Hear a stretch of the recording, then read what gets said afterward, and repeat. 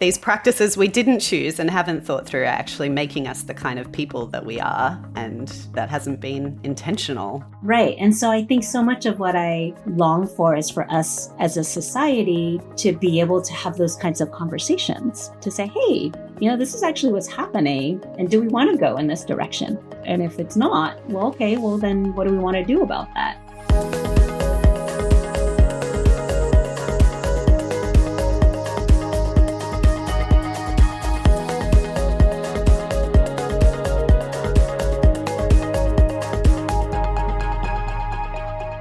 This is Life and Faith, a podcast where we seek to elevate the conversation about the things that matter, or should matter, deeply human questions about meaning, purpose, and hope.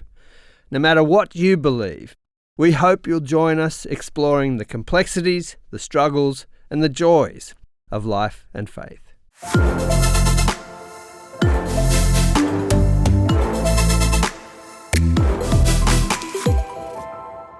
Welcome to Life and Faith from CPX. I'm Simon Smart, and this is our first episode back for 2026.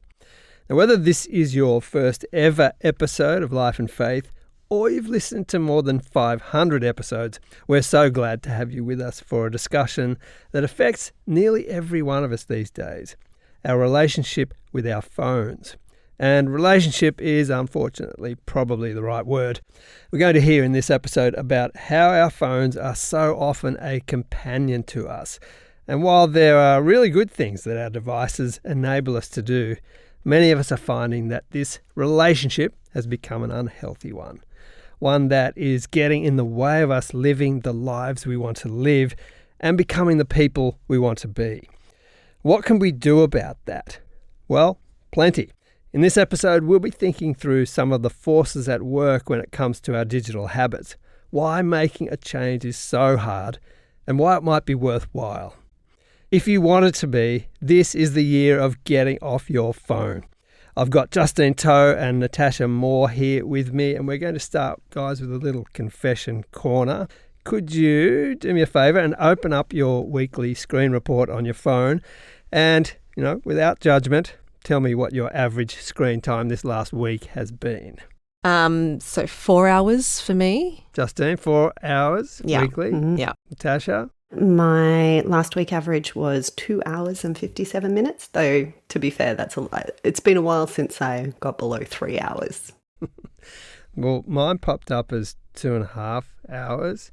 Ooh, so smart. I'm a bit smug about that, especially after hearing yours, Justine. But it didn't. No judgment didn't here. Feel, well, exactly. It still didn't feel quite right to me. I mean, gosh, that's a lot of time. I blame my kids. I've recently started letting them play games on my phone. Okay, so it's not you actually. It's them. If you look earlier in my week, it's 2.5 hours. So I'm just as smug as Simon. But also because you're getting early in the year, Justine, where I haven't really fully reconnected with the media cycle, and so I'm probably less on my phone just because of the time of year. As time goes on. I expect it to. Yeah. You, Natasha? I mean, the number is a little arbitrary, isn't it? Because there are uses of our phones that we're happy with and uses that we're less happy with. And I feel like for me, because my use was like over 4 hours towards the end of last year, and I feel as though I am less on my phone and I'm happy about that. But I have been noticing recently that I am doing things on my phone that I didn't plan to do. That, we're conditioned, right? I find myself opening apps like my email I'm like, hang on, I didn't even plan to check my emails, and I'm doing that for like the third time in 45 seconds or whatever. And that's scary to me. That is something that I would like to change in 2026. That happens all the time. You go to text someone, something pops up on one of the apps, and next thing you know, you've been scrolling for 15 minutes. Yeah, you're in a loop. You're in a hole. Yeah. I'm not alone in that, I suspect. And it's scary as well, right? Because all the time that we are spending on our phones, we're not doing other things that we might actually more enjoy doing, number one, or that we need to be doing, number two. So that's an uncomfortable thing to add to the conversation, right? As someone who wants to be present in my relationships, it is a little bit confronting when I'm wandering around the house on a Saturday, let's say, and everyone's on a screen, including me. Together, alone. Yeah. Seeing this is a bit of an everybody topic, in this episode we're going to be hearing from several people who've taken steps to limit or transform their phone use, and they've found that liberating. Most of the time I was spending on my phone wasn't enjoyable. I kind of just wanted to give my time to other things. I could be spending time in the studio. We didn't really need screens as much as we thought we did. It was still distracting me from my real life relationships. I just felt like my phone and social media had made life very noisy. We'll be hearing more from them later on.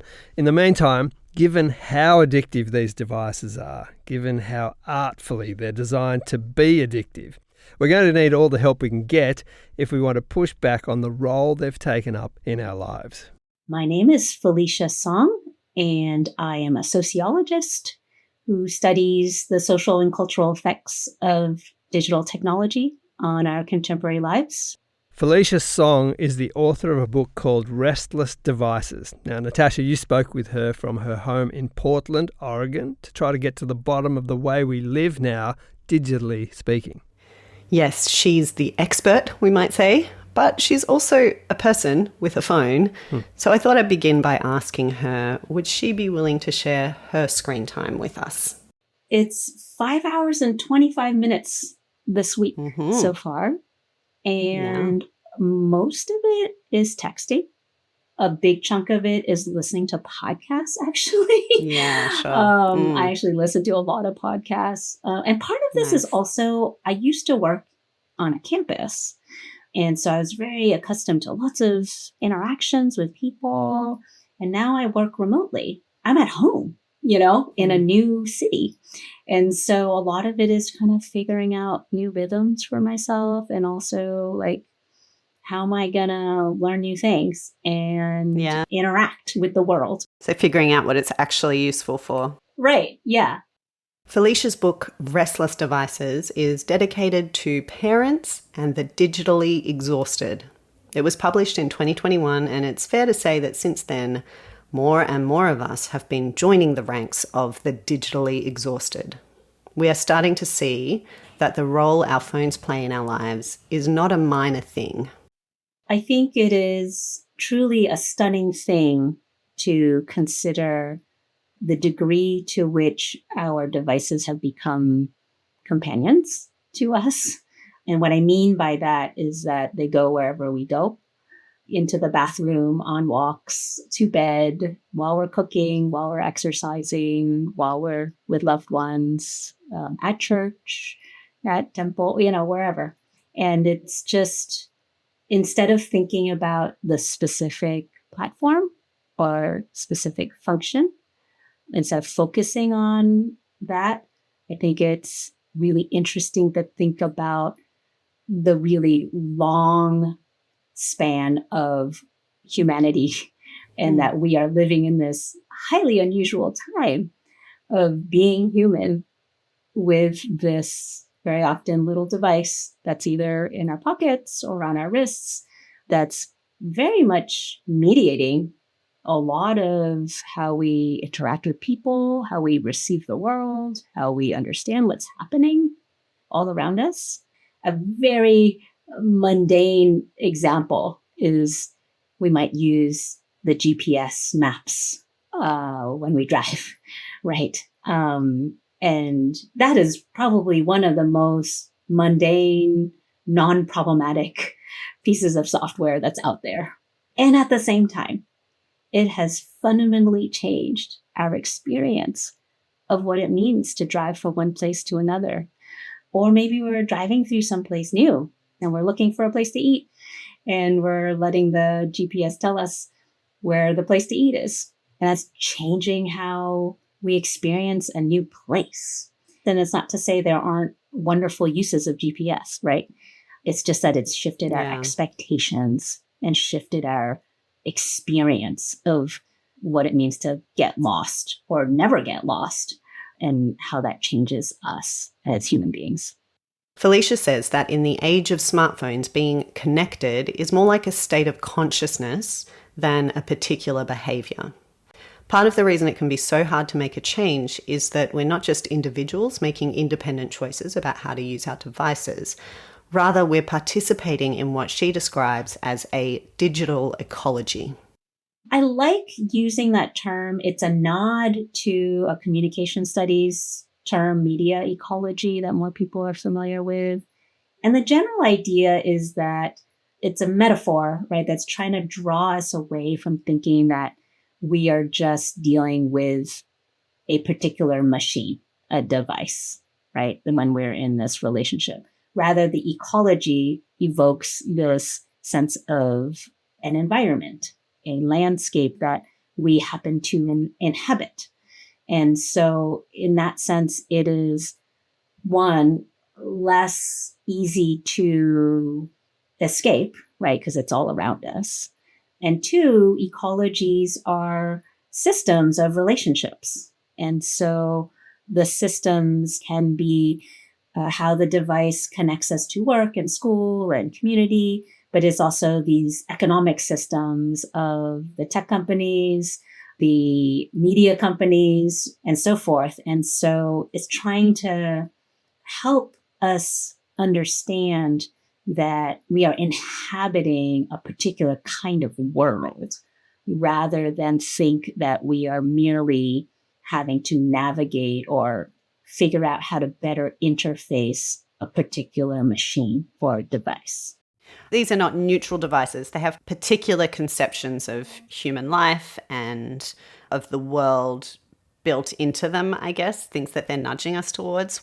What are some of the elements of that, the logic and the kind of worldview that our phones are pushing on us that we may not agree with? Yeah, I think one of the logics is one of maximal optimization. This idea that if given the opportunity, if we have access to tools, we should do everything that we possibly can at all times. And in many ways, a smartphone is truly emblematic of that because it jams everything onto this one device, right? My entertainment, my work, my personal fitness plan, my grocery list, right? It's like on this one device, like every possible thing is there. But the maximal optimization is one that has these assumptions is that, oh, I should live this way. So at any given moment, I should be trying to be as productive as possible. There's no dead time, quote unquote, that one can't fill with something. Yeah. If you don't fill it, it seems wrong, right? It should be filled with something because now we have tools to fill it with. There is also this sense in which we can transcend our places, this kind of disembodied celebration of being able to not be restricted to our proximate surroundings. And again, these aren't necessarily bad things in and of themselves, right? There's good things that can come out of being efficient. But what I find problematic is the degree to which these assumptions become woven into every aspect of our lives, right? And so when we are freed from our proximate surroundings, right? When I'm in the grocery store, I don't need to think about who's around me when I'm standing at the checkout line or I'm at the coffee shop or at, waiting for the bus, or even in my house, I don't have to pay attention to what's happening. I can kind of shut everything out and just focus on my podcasts, my social media feed, etc. So there's this devaluing of where my body actually is and devaluing of even my capacity to pay attention to who is around me or to even consider if I need to be aware. And that is a kind of inattentiveness that I would argue is problematic. It turns out we check our phones around 150 times a day. 3 out of 4 Australians check social media as soon as they wake up, and 4 out of 5 do it before they go to bed.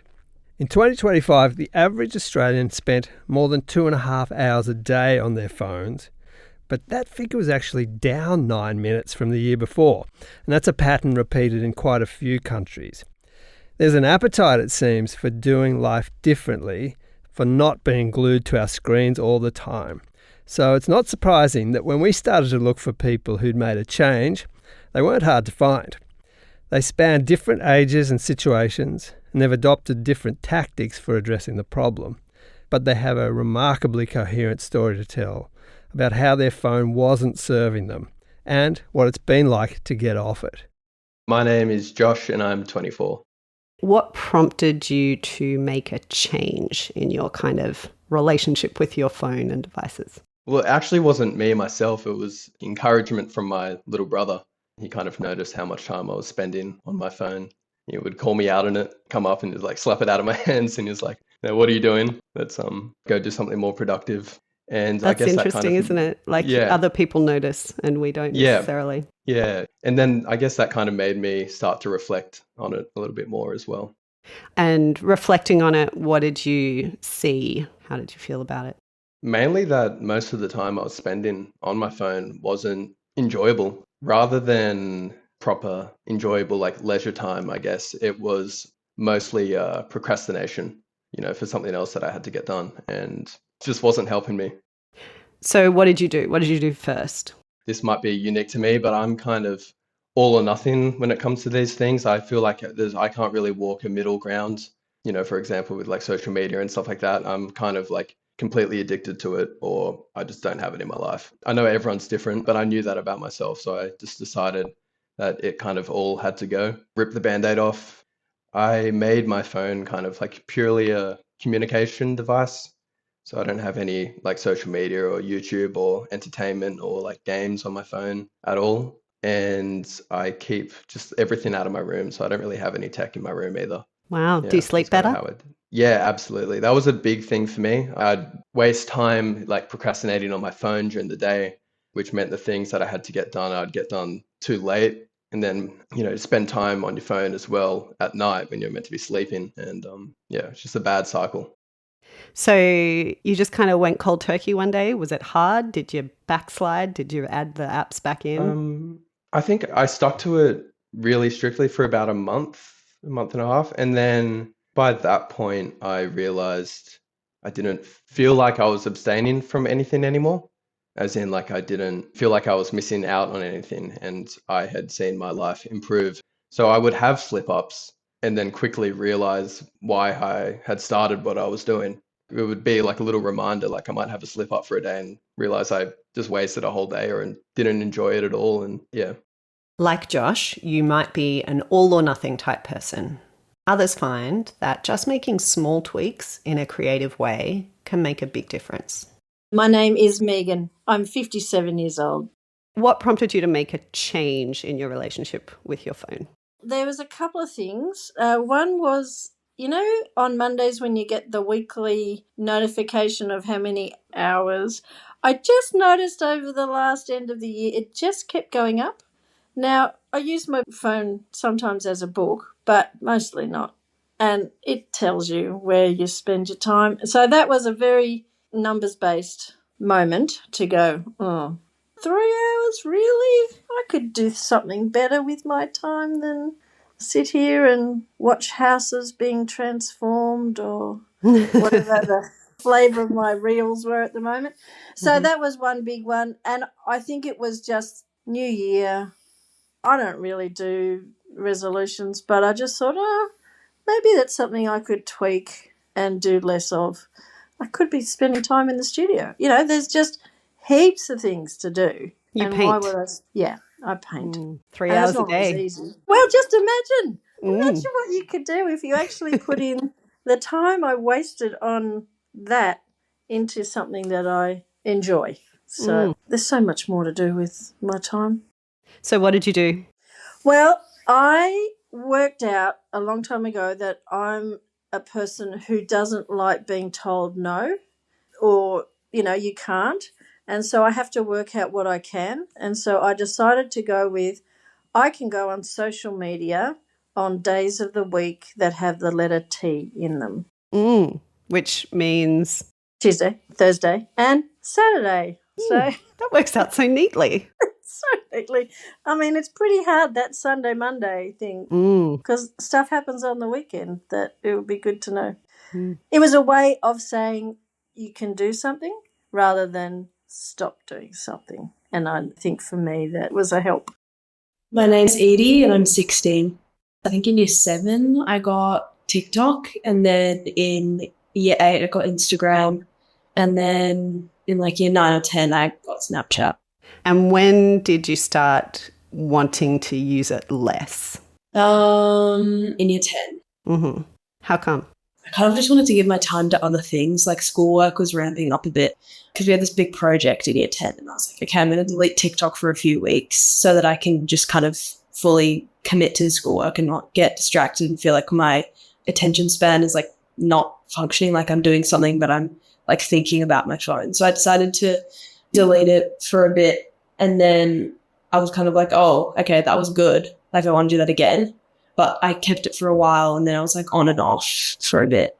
But the main reason initially was because I needed to do schoolwork and I was spending ages on it, and it just made me not motivated at all to do any work. But I think that not being motivated is also just because it just kind of makes you feel not good. For lots of people, involving others makes it much more likely that we'll stick to the resolutions we make around our devices. For Edie, it's her mum, Sarah. Obviously, I get the urge sometimes to re-download it.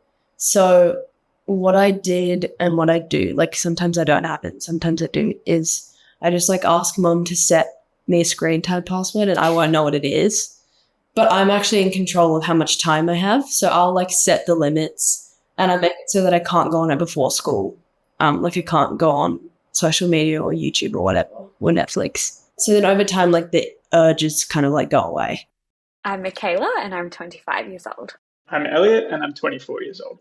In our marriage, we've always been very conscious of how we use screens and trying to keep our screen time down and failing to different degrees.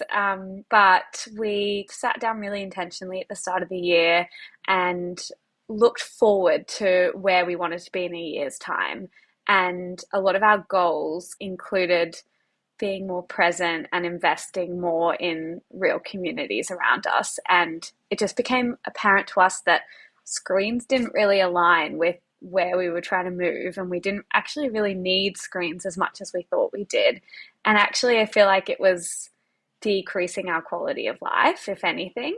We said to each other, all right, let's just put some really strict parameters around how we're going to use screens so that they better our lives and better our interactions rather than suck joy out of situations. Having those kind of boundaries around when we used it and when we just knew we weren't going to, I think maybe we expected it to be really challenging, but at least for me, quite quickly it felt relieving. And it felt like I didn't have to constantly wrestle with being pulled in different directions, constantly having to kind of pull myself away from things that were distracting me that I actually care much less about than the things that are in front of me. So it felt kind of freeing. One of the initial things we decided pretty quickly, I'd seen it ironically on Instagram, was that we were going to do Sunday screenless days.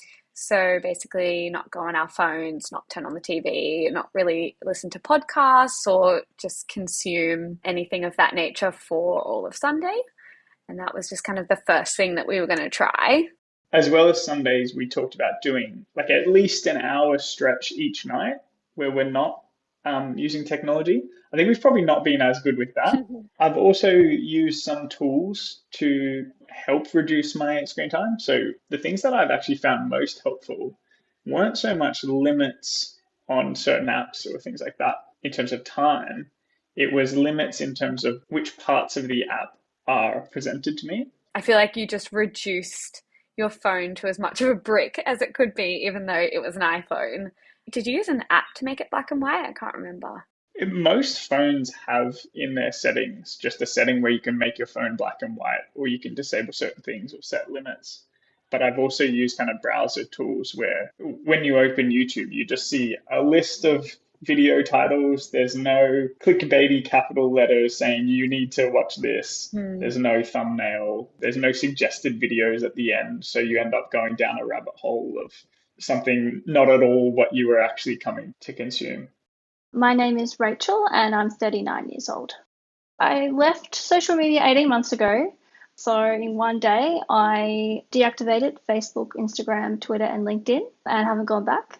And so I think over many years, I struggled in my relationship with my phone, mainly due to social media.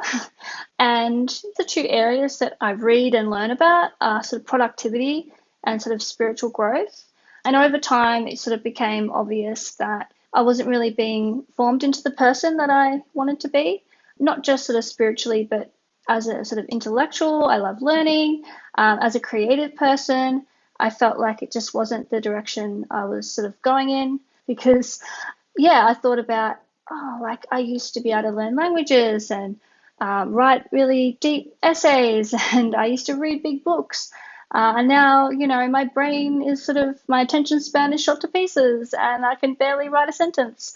So there's an element of going forward, but also an element of just like trying to recover the old me, if that makes sense. What tipped you over the edge that, like one day you decided to cut it off, and then how did you do that? I guess one of the nails in the coffin for me was this sermon on Thessalonians, and there was this verse about striving to live a quiet life and work with your hands. So it reminded me about when I was actually creative, but also I thought about how even in 50 AD, you had to strive to live a quiet life, which to me sounded a bit crazy when I compared to how life is now. So yeah, I just felt like my phone and social media had made life very noisy. I was in a position in my work, I didn't have to use social media anymore. And so it felt like a perfect opportunity to sort of deactivate. I did give a bit of a heads up and I got some numbers from people that I'd been connecting with. But no, I wanted to get rid of it all. I wanted to be very dramatic about it.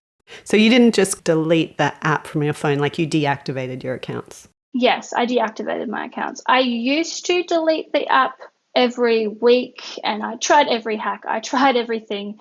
But in the end, I had to think about like what value is this actually bringing to my life? Compare that to sort of what's the cost?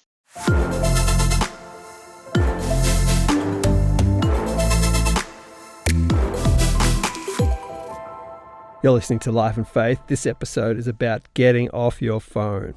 We're going to hear more from these guys a bit later about what difference these choices have made to their lives.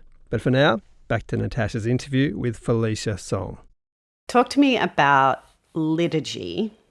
What is it? What's its relevance to all this? Yeah, so in Restless Devices, I talk about liturgy as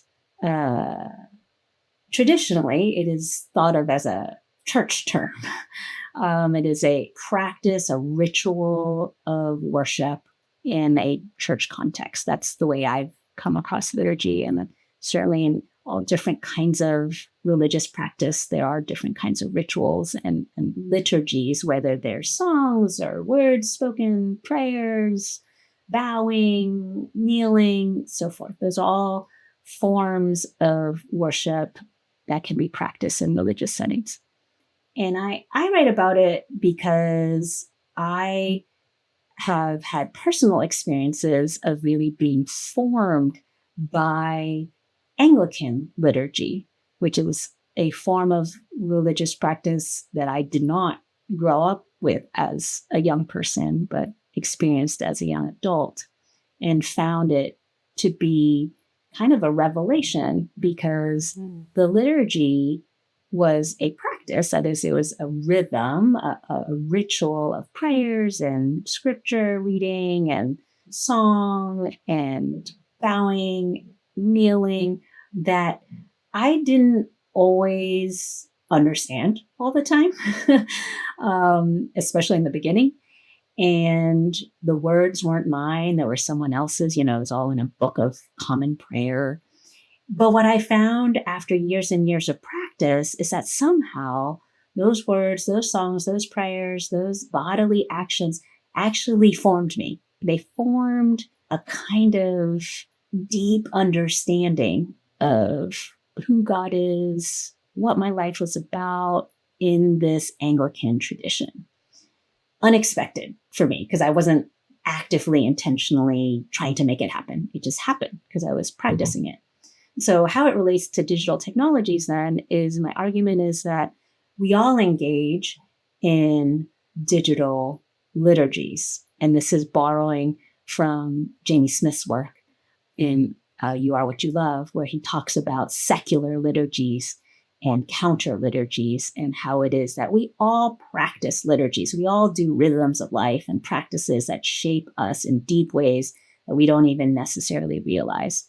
And so digital liturgies are ones in which, it's what we've been talking about, right? It's the needing to look at my phone whenever I stop doing something just to check. I don't even know why I'm looking at it half the time, right? It's just become something that I do.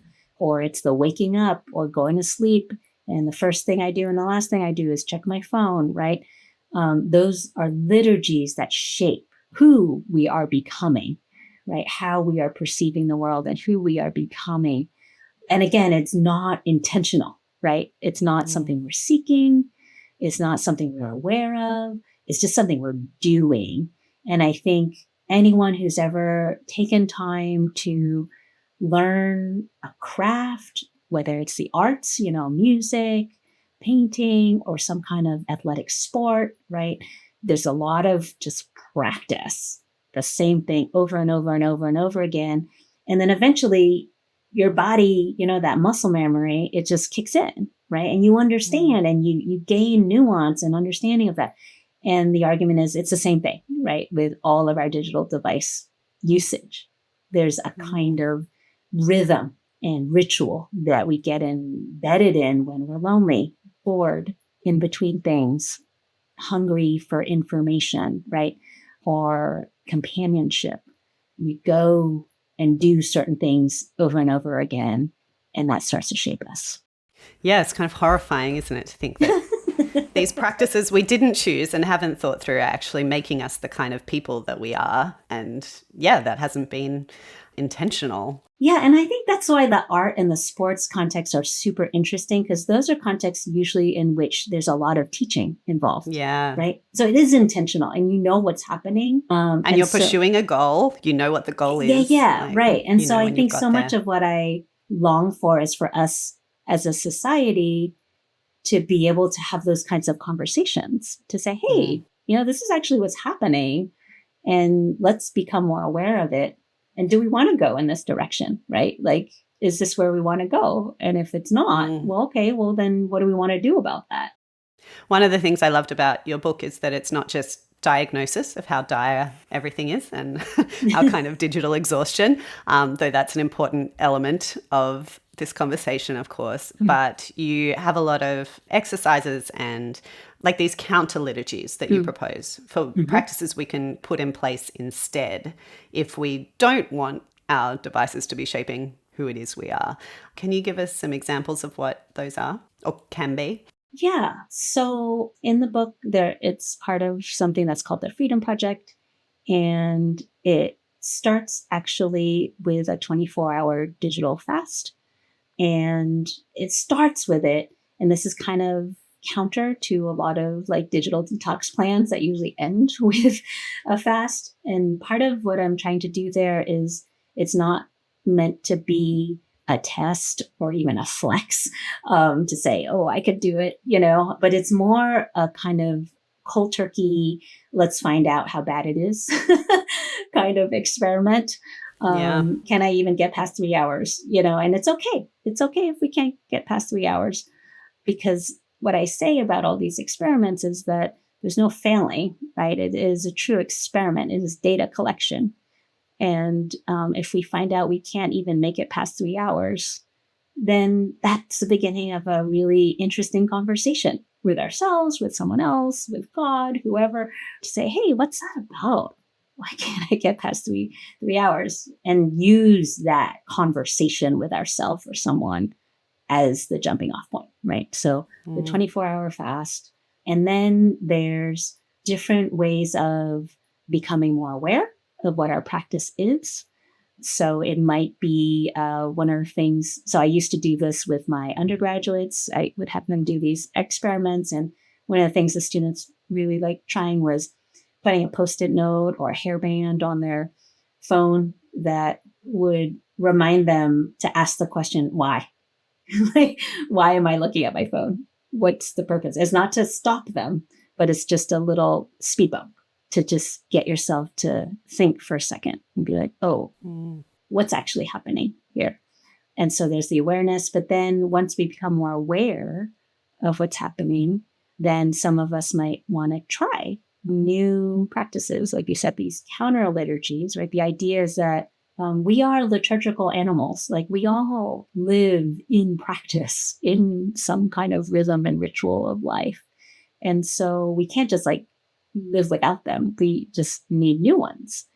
And so maybe a new counter liturgy can be something that says something like, well, I'm going to try to, instead of looking at my phone, first thing I do when I get up in the morning, I'm going to do something else. I love this one. My students would come up with this. One of them actually said, I'm going to get up and I'm going to do 20 push-ups and 20 sit-ups first in the morning. And another one was like, I'm going to play guitar. I'm going to just sing like 2 songs, which I love these just like totally, it wasn't like I'm going to journal, which a lot of people do, but it's just something that suited them. Like it suited their lives. And it's just a way to kind of break us away from the tendency to just do what we've been doing and try something different and be like, oh, actually doing the sit-ups and push-ups, I feel so much more ready for the morning.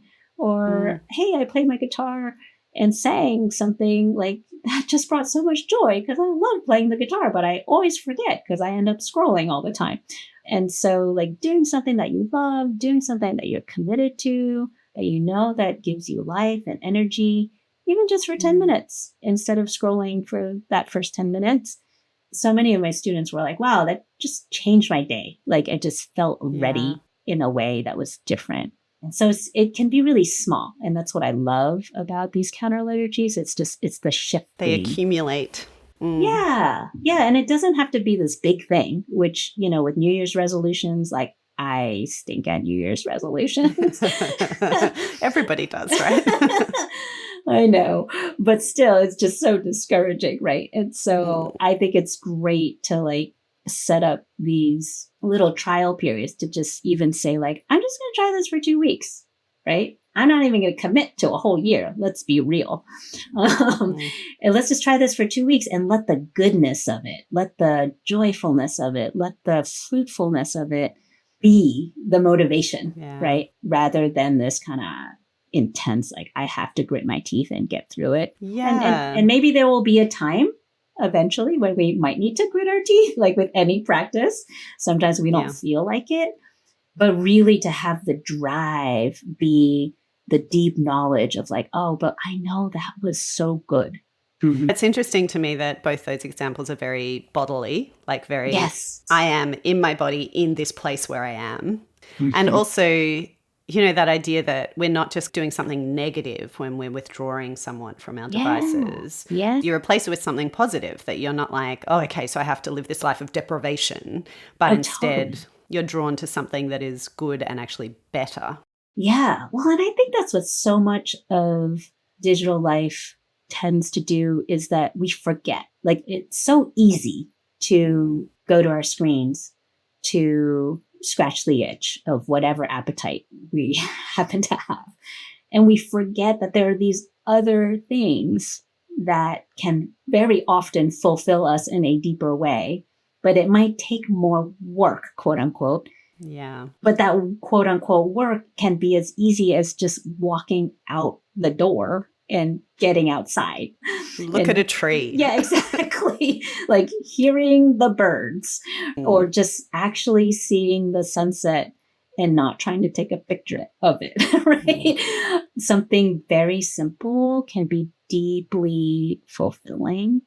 But it's just, we forget, or these other digital practices and expectations have overwhelmed us. And so a lot of what I long for and hope for in myself and in other people's lives is that we can remember. We can remember, oh, I actually really like painting.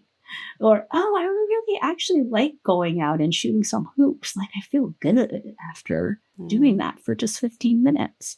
And so, whatever it is that's like viable in our lives, it's just refinding it and then really being more intentional about it. You make this point in your book that I found really profound and I'm still processing. You say that we think today that our problem is time, that it's all about time management. What we need is to manage our time better, and we can never quite get there, right? But you propose a shift from thinking about managing our time to managing our attention. Can you unpack that a bit for me? Yeah. I think it's fascinating that we live in a contemporary world that is so fixated on time management. It's a thing that came out of the Industrial Revolution. But I think it's so interesting, mainly because time is not actually something that is in our possession, so to speak, right? It's not something I can control. Time is just happening, right? Time is, again, like the digital ecology. It's just something I'm in. I don't get to control it. Attention, my attention, on the other hand, is something I can steer. So what I choose to attend to becomes a much more interesting way of thinking about my day-to-day life and even long-term plans, right? And so time management leads me to want to fill every 30-minute slot in my calendar, right? And figure out the maximal efficient way to get everything I need to get done within my waking hours. And there's a zillion time management gurus out there that have their tips on hacks, how to do that better, right? But what's interesting is that filling those slots doesn't tell me what's important, what's actually important. Like what becomes most important is that I fill the slots efficiently. But, in the end of my days, I'm not going to look back on my life and be like, look at my calendar, look at how well I filled my slots. In the end of my days, I'm going to be looking for meaningful life experiences. And so instead of stewarding time, the question is more about, how do I steward attention, right? And I think this fits the whole attention economy conversation that exists when people talk about the digital world, right? This idea that the digital media companies are trying to get our attention as consumers, right? In order to give us ads or to extract our data, right? And so to think about our attention as our asset, right? Like that's the thing I have that clearly companies want, but I can choose who to give it to. That's something I want to be thinking about. Can you give me an example of what it would mean to decide to steward my attention rather than my time? Yeah, I think that it's kind of about like what questions we ask first. And so if I'm stewarding my attention and I'm thinking in the end of my days, when I look back, I want to see that I had these wonderful experiences with friends and family, right? Then I want to steward my attention in these relationships, investing, right? Deciding this is who I want to attend to, and then translating that into time. Most of us, I would venture to guess, often don't block out time for friends and family. They seem optional, compared to it's not something I can can tick off my list. Yeah, but on the calendar, it often seems less than school and work and, all the other things. So to me, it's like a flipping around of the order of the questions that you ask. Yeah. And then once you decide, these are the things I want to invest in, and maybe it's not friends and family, maybe it's travel, or maybe you're pursuing a career, And I think what's interesting about the attention question is that it can change through your seasons of life. What you need to be attending to might be different. And so it becomes much more organic rather than this chronic sense of I need to fill all these slots as efficiently as possible in my calendar. And I never have enough time. There's never, the scarcity mentality for sure kicks in, but there's never an ordering of priorities. Or there is an ordering, but we don't name it. We kind of just feel like we're thrown into it.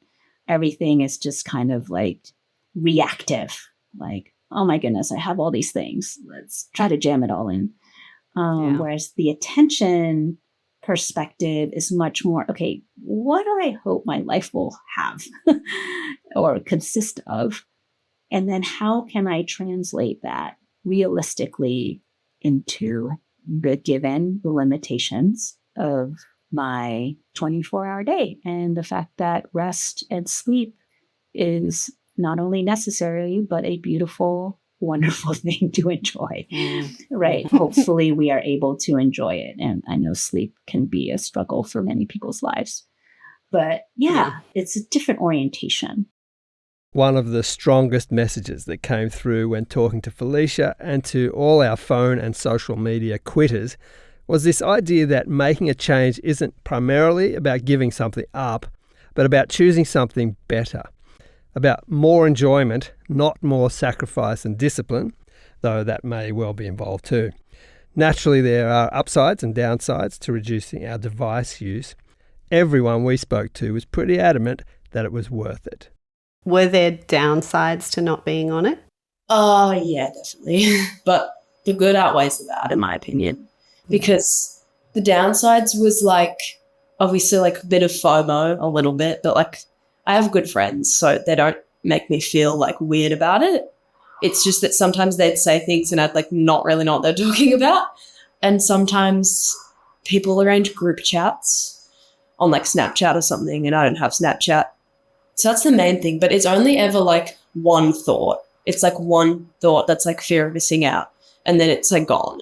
And I would rather be like, in the long run, feel a bit better than try to fight off those thoughts by having social media. It's going to just like consume my time.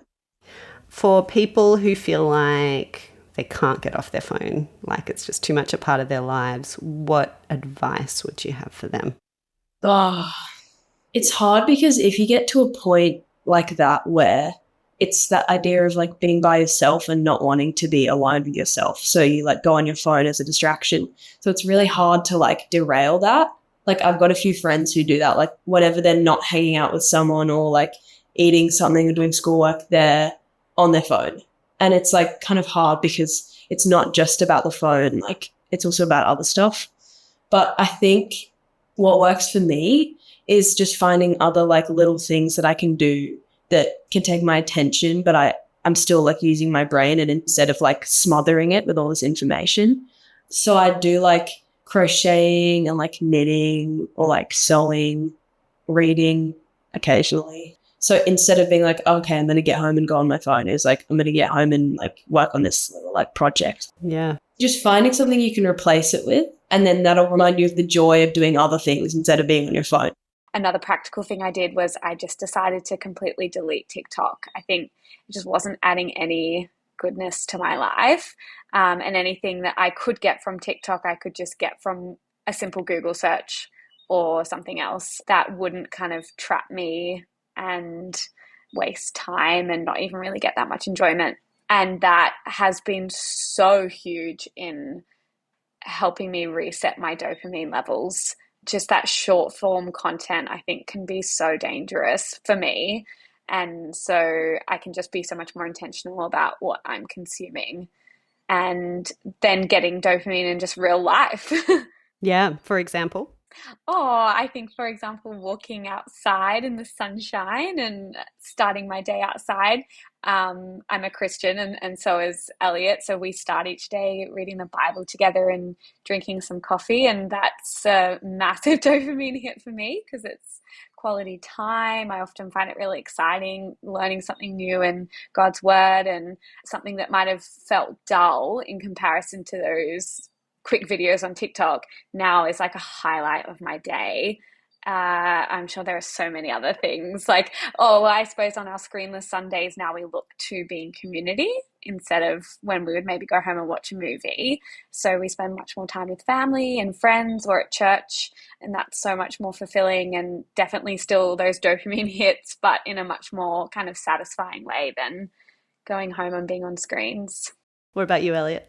Yeah, I agree. I think things that we enjoy doing that we didn't do very often, we just do more now. I loved reading as a kid and didn't read much for probably a 10-year stretch. And I've probably read more this year than I did any of those 10 years. And it doesn't feel like a chore. It feels like something I enjoy because it is something I enjoy. So I'm on book 6 for the year. So that's healthy, better use of my time. So that's going well. Haven't been in the studio because I've been away.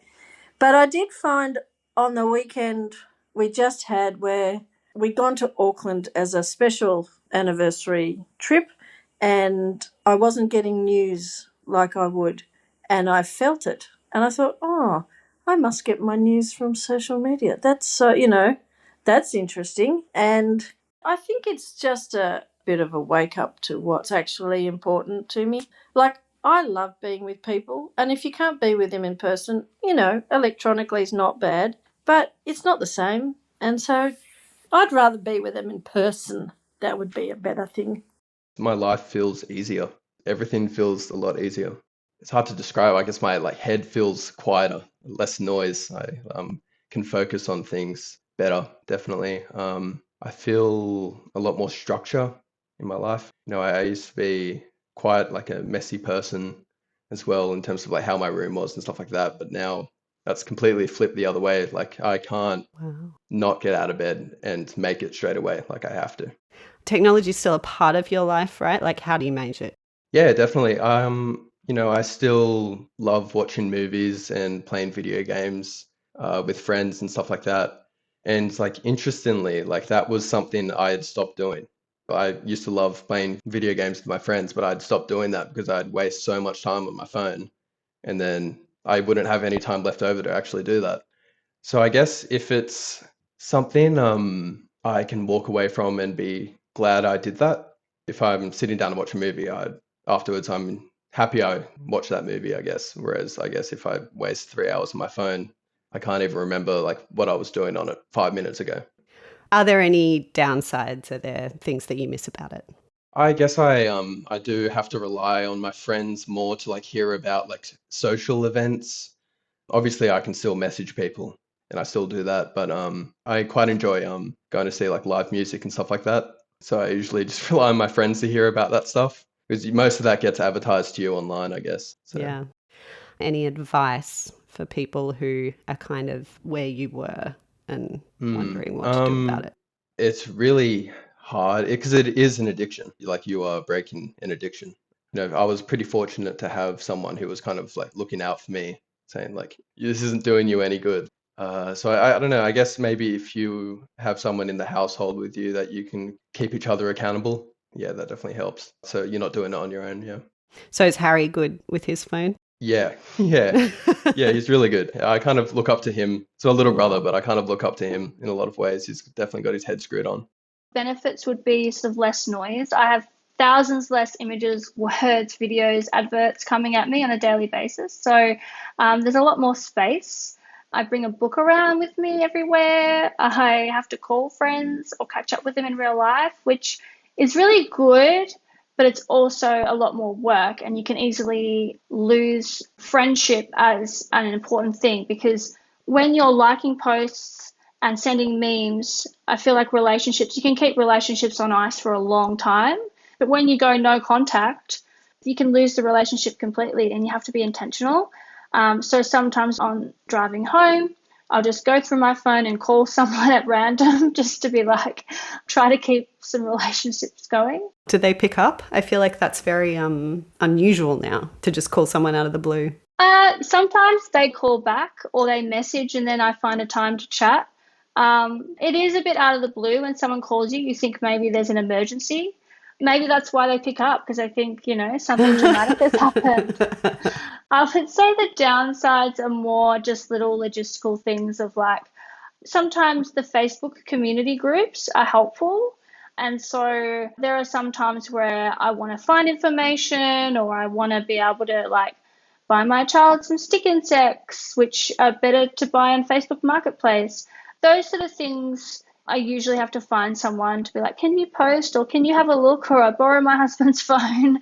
But yeah, there's sort of little things, but nothing sort of major that I sort of miss out on.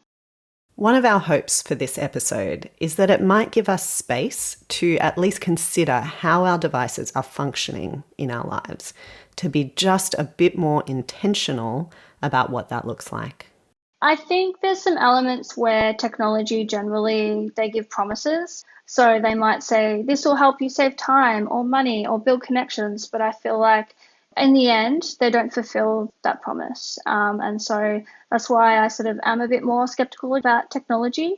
In my workplace, I'm the accidental techie. Like I'm even on like a working group in my sector around sort of AI. But as I said, I'm quite skeptical about it. And it's come from a lot of sort of research and reading, but just my own experience as well. Yeah, that's fascinating. So it's not that you're kind of a Luddite, you're like, I just hate all technology and want none of it in my life? Yeah, it's more about evaluating what that technology brings, and not just falling for the promises from the tech industry where they're making a lot of money. Everything is, software as a service now. I'm trying to buy a watch for my son that's not a subscription. My doorbell is a subscription. Like, we just reached a kind of crazy moment in time. And as I said, lots of people are making a lot of money from this. And so, yeah, I evaluate the technology and decide, should I bring this into my life or into my workplace? In some ways, how you use your phone sounds like a very narrow topic for a very long episode. But as we've seen, these things actually run pretty deep for a lot of us and get at some of the foundations of our lives. What's most important to us? What kind of people we want to be? Where do we find joy? How do we relate to other people? These are, in fact, spiritual questions. So Natasha had a couple of last questions for Felicia about that. What does the church have to offer the digitally exhausted? I think the church is so equipped to offer a community of respite for folks that are feeling tired of being kind of yanked around by all their notifications.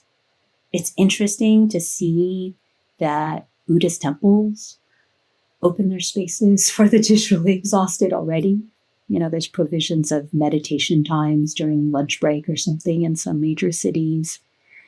And I think there's something really interesting to learn there, right? To be like, oh, something within a religious tradition already exists that is life-given, and acknowledging that being human is actually deeply challenging. What I think is unique about the Christian church is that it has the potential to offer what I'm calling these days a ministry of nearness. I think so many of us go online because we actually really just want some kind of recognition of what we're going through, like validation, like, something's hard. I'm struggling through this. This isn't great. And we just want some kind of human acknowledgement and companioning with us, right? Someone who's going to walk with us and just say, yeah, this is hard, right? And I'm so sorry. And I think the church is equipped as a community, right? And the call to love one's neighbor, the call to follow as Jesus did, right? To be people of solidarity is to draw near to the one who is suffering. We might not always have the answers, right? Very often we don't. But at least that companioning can be deeply comforting, and to know that someone is thinking about you, someone is excited to see you, and someone is not afraid of whatever burdens you might carry with you into that room, right? And so I think there's a lot of beautiful potential of presence, nearness, and certainly food also. Churches are really good at providing food. And the table, the culture of the table that has been, again, years in the making within many churches can be a joyous thing, right? Like we can suffer with each other and hold each other up, sustain each other, but then there can be times of celebration and joyfulness and sharing food and rejoicing and feasting and the abundance that comes with being together. And sometimes we need that to just remember that there is good and there is light and there is life in the midst of all the hard things. So I think there's a lot of embodiment that the church can offer that is very much a part of the Christian heritage. When the iPhone first came out in 2007, Apple's fan base dubbed it the Jesus phone. Felicia notes in her book that actually it's not a stretch to say that when we accept it into our lives, the smartphone does transform us. This is religious language. I asked her about the contrast between my phone and Jesus. In the scriptures, Jesus calls us to abide in him and he will abide in us. And in the book, I note that very often it is more likely that we are spending time, we are attending to the digital, and what is happening online, what is happening in the digital space is what we hold in our hearts. The difference is that while the digital can be stimulating and sometimes exciting and funny and perhaps creative and life-giving in certain circumstances, it can also, and is often for many people, a very ruthless space. It is demanding. It is high expectations, perfection, not a space to bring one's failures and weaknesses to. And I think the reality is when we abide in Jesus and allow Jesus to abide in us, there is a genuine freedom that is promised there in being able to bring all of ourselves rather than our curated selves to the table, to the presence of Jesus, and to discover that we are still loved. And wow, Jesus actually likes me. And even with all the awkwardness and failures that I bring. And I think that's just not the case in the digital. We're just never going to find it there. And so abiding in Jesus is a space where we can discover that we can live without fear and we can discover who we really are.